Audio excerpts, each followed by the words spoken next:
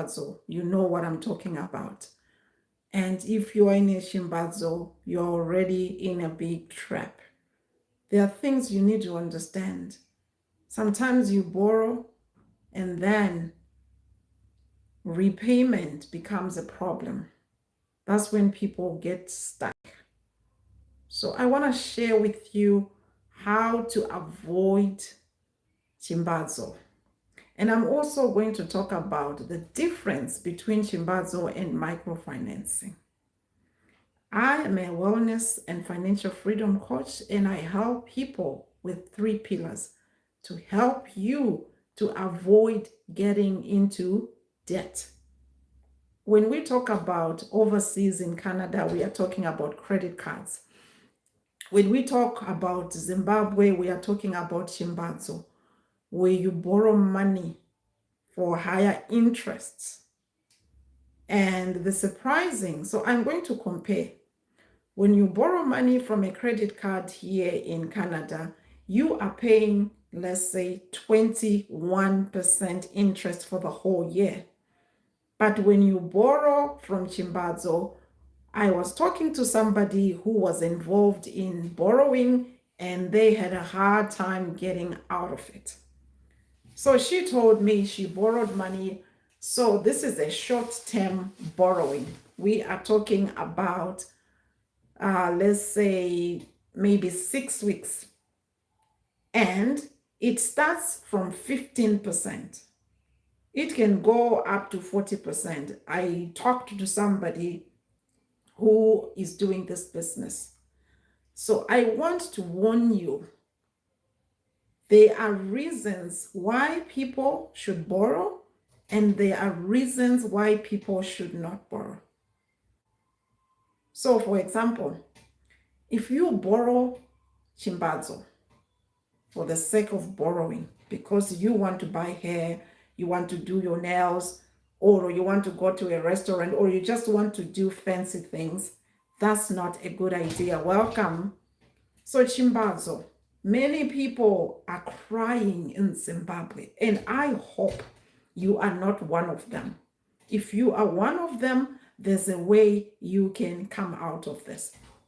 So there's a difference between Chimbadzo and then we talk about microfinancing. The main difference I saw is Chimbadzo.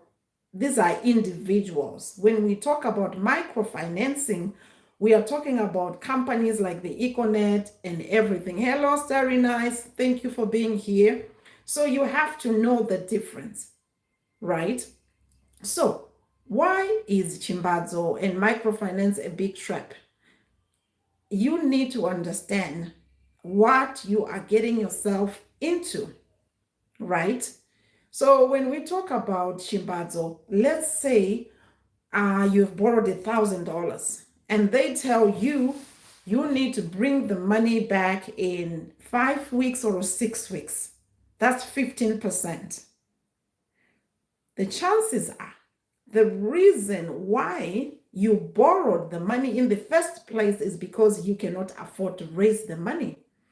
So if you are in a desperate situation, I'm talking about really, really desperate. There are other ways you can try, but if it all fails, you need to understand before you go for microfinancing or Chimbadzo, you need to understand how this works. I always teach people, no matter how difficult your situation is, you need to learn to have emergency funds. Yeah, some people would say it's easy for you because you're in Canada, there's access to money. It's the same rules. So the reason why people end up borrowing from Chimbadzo or microfinancing is because they don't have enough money. It can be an emergency. It can be maybe just to fund a lifestyle. You know, there's people who like to live like a fake life, right? And then you go and borrow Chimbadzo. That's a big, big mistake. So before you borrow, if you ever decide to borrow, you need to ask yourself questions. How am I going to raise money to repay them? And second, if you are not able to raise the money now, and you borrow so that you pay interest, how are you going to raise the money to repay? So there are some instances whereby people can actually take Chimbadzo or microfinance. Let's say you are in a food business or you are a vendor. You know your business is always bringing you customers and money. Yes, you can take Chimbadzo because you know if you go to the market, if you go to Mbare, if you go this place, this business is viable. Because if you are in the food business and you know you are going to have money to repay, then yes, you can borrow from microfinance or Chimbadzo. But if you have no idea how you are going to raise that money, if you are from Zimbabwe, I will really, really urge you, stay away from those. For example, there are some people who like to live a fake life, expensive things, and you go and borrow Chimbadzo. Let's do the math. So you borrow $1,000 or you borrow $500, right? And then your interest, let's be conservative, let's say it's 15%, right? And then they will say pay back. So your interest, it starts accumulating the day they borrow you the money. So after that 1 month or 6 weeks or whenever they want you to start paying, you have already accumulated. So my question is, if you borrowed the money in the first place to fund that lifestyle you want to portray, how are you going to repay the money back? So guys, it doesn't matter what your financial status is. There are 3 things you need to understand. 1, always make sure you are watching your expenses. I'm not going to go into detail into that, right? Watch your expenses and then increase your income. So when I talk about watching your expenses, is you need to make sure that the money you make is more than what you are spending. Have a habit of having an emergency fund so that when there's an emergency, you really need the money. You don't have to go for Chimbadzo because you have $50 tucked away. The dangers of Chimbadzo and even the microfinancing. I was talking to somebody. So I was asking her, I said, so what is the difference between Chimbadzo and microfinancing? So what I was saying, Chimbadzo usually is just individuals lending you money. And then microfinancing is whereby it's the company. So I'll give you an example. Like EcoCash, right? So you borrow maybe $100 and you need to start paying after a week or 2 weeks. And all of a sudden you cannot. Why? Because that's the same reason why you did not have the money in the first place, right? So what will happen is your $50 will end up into 100, will end up into a 200. Let's say you have a relative who is supporting you, and then you say, hey, I need help with my child's school fees, right? And your diaspora friend or a sister or a relative, they send you that money. What will happen is because you owe microfinancing, especially if it's EcoCash, whatever money comes into your EcoCash, they will take their money because you owe them. So you hear stories of somebody who borrowed $100. They couldn't pay it. What ended up happening is after 6 months, that money has grown so big. And the dangers now, if you have given collateral, if it's a property, you are going to lose it. I've got Starry Nice. Thank you, Starry Nice. You are going to lose your property. That's why with microfinances, they need collateral, whether it's a car, whether it's a piece of property, whatever, they can hold on. So my point is 15% for, let me say, a 6 weeks Chimbadzo. If you cannot pay it in like, let me see how many, let's say 6 months, it is going to grow so big that your life is going to be miserable. I hear people committing suicide. I hear people just dropping because they are so stressed. So, my friends, avoid Chimbadzo. Unless you are in a bad situation, maybe you are sick, you really need to get well. But the bottom line is those interest charges. When you compare to Canada, like diaspora, when they say 22%, 22% is spread over how many months? 12 months.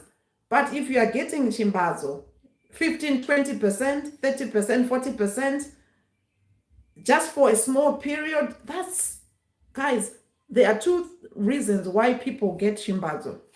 One, desperation. I understand life can be tough.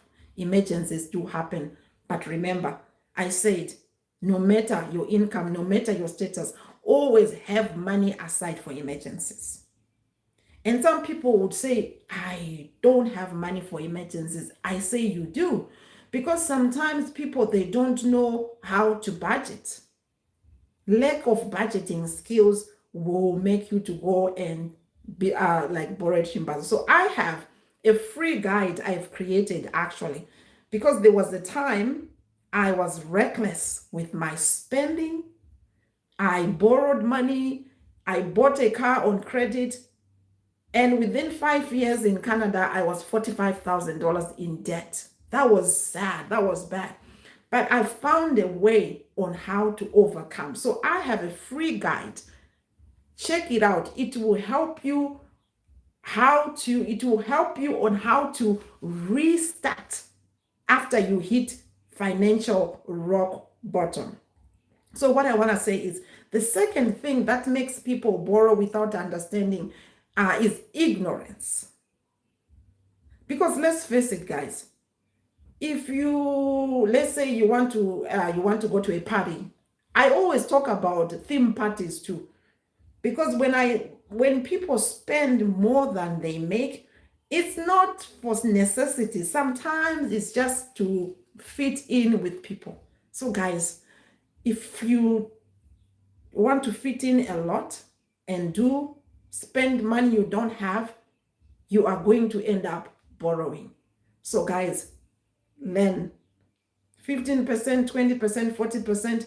That's a bit too much interest unless you are going to do a business, food business, where you know sales are coming. If you don't have a repayment plan, okay, I am going to emphasize this. Hello guys, thank you so much, Starry Nice, for your comment. Thank you. Yes, well, let me see. Okay, so what I was saying is Chimbadzo is a trap, especially kana usina a repayment plan. If you cannot raise the $100 today, my question is,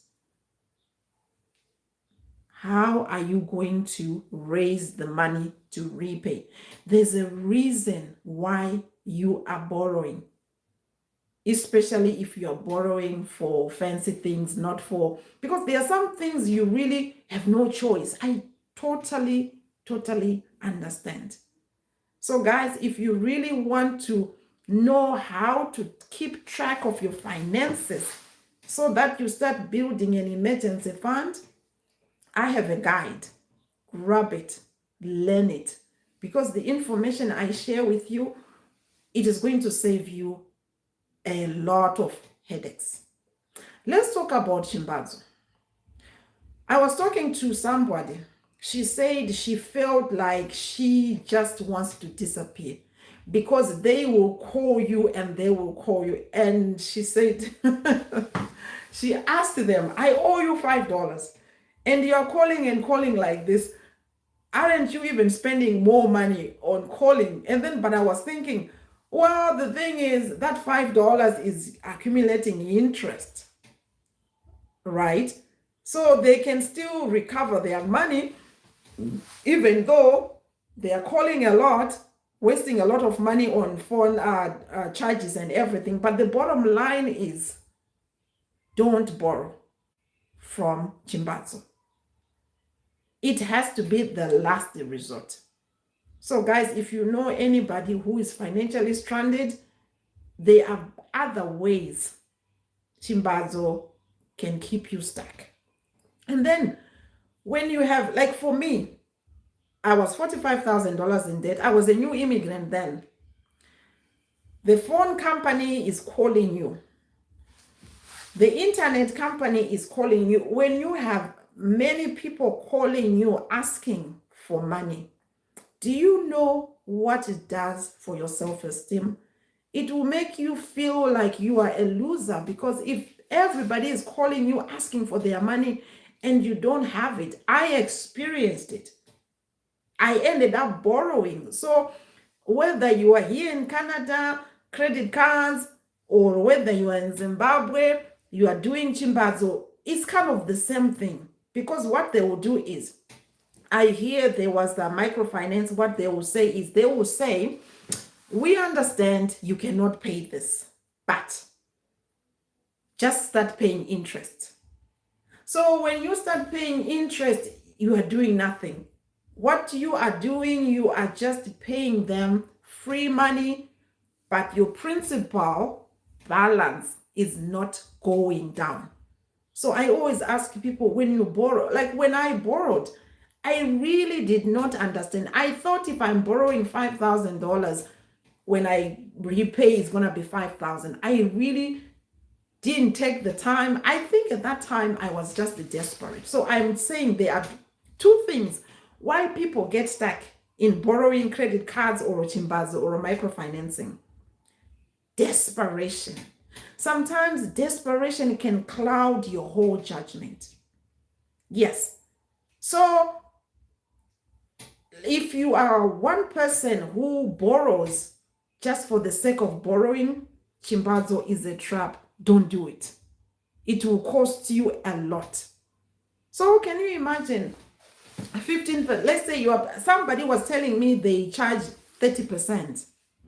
Guys, so you borrow $100, they want you to pay, so the interest, that's $30. Because if it's a month, that means you are paying 30% interest. But if your interest charge is per year, that means it can be spread. It's better.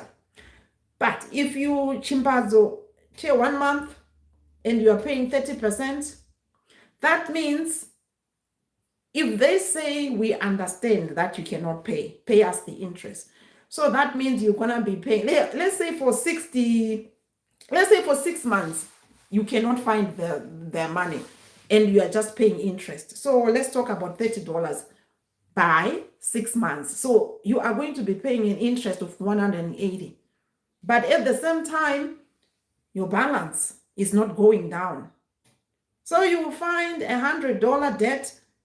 If you keep it, let's say for a year, it will go to almost $1,000. So understand what it means to borrow, especially with interest. Understand the interest, how they work. So guys, Chimbadzo is a trap. And don't fall into the habit. One person was telling me, let's say you have maybe $300 you have taken as a microfinance, right? And then you make your 2 payments, you have only 1 payment left.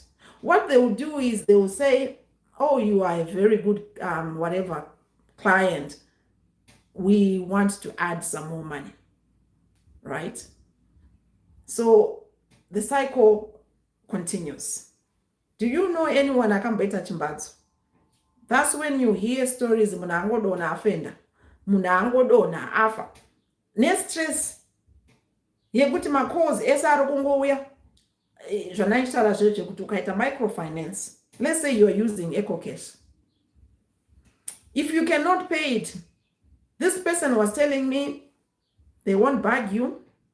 The moment somebody sends you money, the moment you try to top up, that money is gone. Why? Because the companies are taking their money because you owe them. So guys, I have to go now. Chimbadzo is a trap. Microfinance, these are all traps.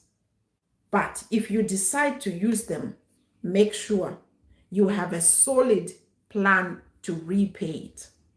So usually, if you cannot raise $100 and you have borrowed, the chances are, if you don't have constant income, the chances are you are going to get stuck with that debt, whereby $100 borrowed is going to end up $1,000.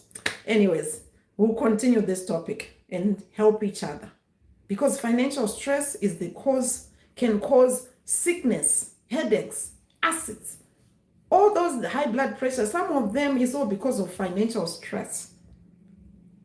So anyways, I have to go.